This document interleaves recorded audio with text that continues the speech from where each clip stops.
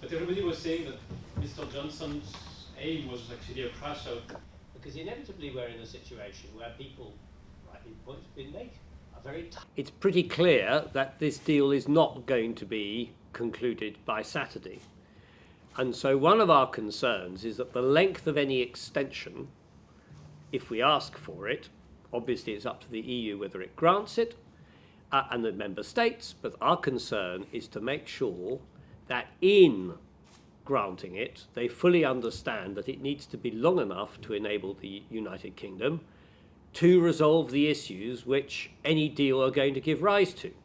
Firstly, the nature of the deal. We haven't seen a text, we haven't seen anything at the moment.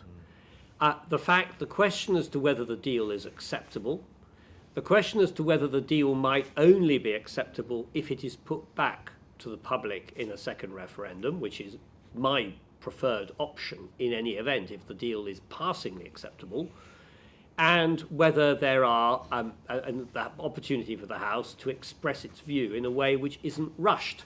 Because one of the things that we get the impression with the government all the time is it wishes to rush things through, and it's simply not going to work. So vitally necessary, because otherwise there will still be large numbers of parliamentary groups.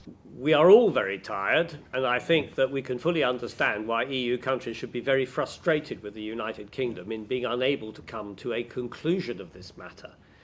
But at the same time, the EU has to take a view. If this ends in a no-deal exit, then the consequences are bad for us, but actually they're bad for everybody else. And I think it'll leave a legacy of bitterness behind it, which will be very unsatisfactory. So a deal is clearly desirable, but people have to understand that a deal raises real problems, because the unpleasant truth is that most people looking at most deals on offer come to the conclusion they're not as good as staying in the EU. You've got some, I'm sure we could send someone out. I have some summaries coming. Certainty, and that's one of the reasons why we feel so strongly